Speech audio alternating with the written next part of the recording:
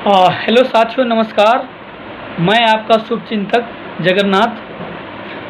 जैसे कि आप सभी लोग जानते हैं, बिहार के अंदर भरत तिवारी के प्रति बवाल और हंगामा चल रहा है।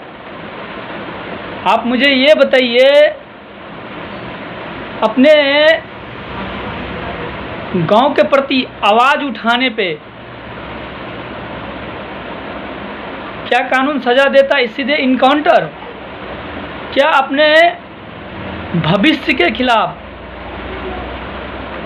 आवाज़ उठाने पे सजा क्या मिलता है? इनकाउंटर। यहाँ तक के मुँह पे ताव लगाने पे क्या सजा है? इनकाउंटर। ये है हमारी सरकार की, और ये है हमारे सिस्टम, और ये है हमारे पावर की मजबूरी का फ़ायदा उठाना। सोच के देखिए,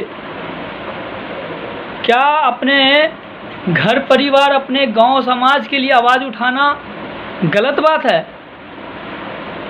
आज कोई भी व्यक्ति अपने समाज के प्रति आवाज़ उठाता है और उसके खिलाफ उल्टा उन्हीं को उल्टा कानून की कार्रवाई में फंसा दिया जाता है। ये कहाँ का अन्याय है?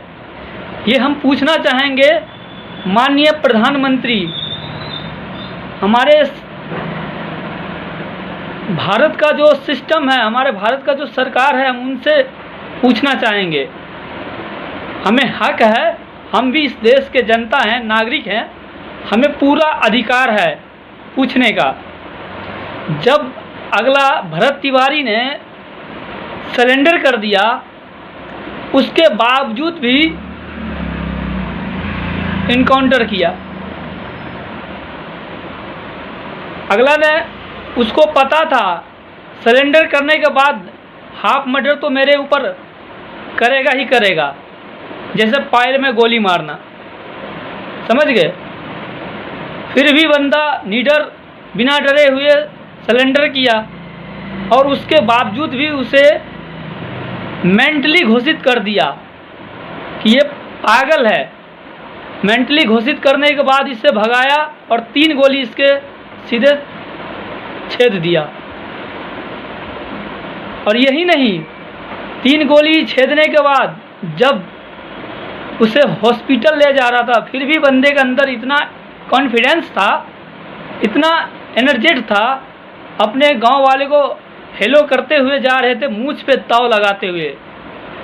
और ये बातें जो है पुलिस वाले को हजम हुआ नहीं कि इसको 3 गोली लगने के बावजूद भी बंदा मूंछ पे ताव मार रहा है।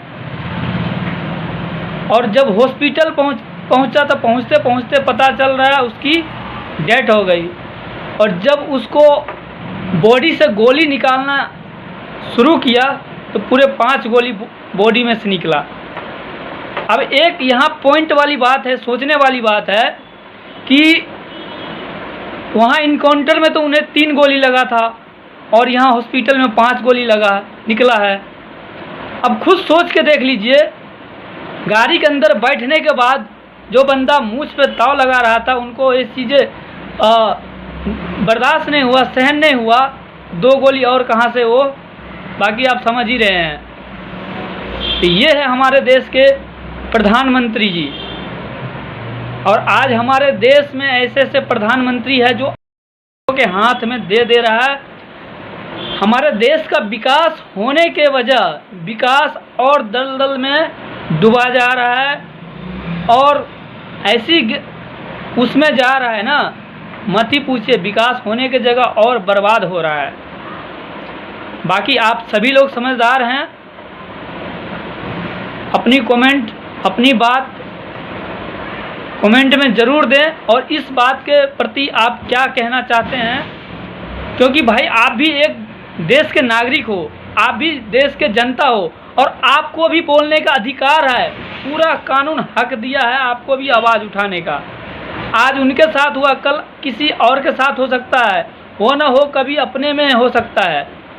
तो इसीलिए अपना जागरूक बनाओ, एकजुट हो, और जो कानूनी चीज़ें हैं, जो धारा लिखा है, उसके प्रति सारा चीज़ होना चाहिए, ये नहीं कि कानून कुछ और कह रहा है और कर कुछ और दे रहा है। बाकी आप लोग समझदार हो मेरे दोस्त। जय हिंद, थैंक यू।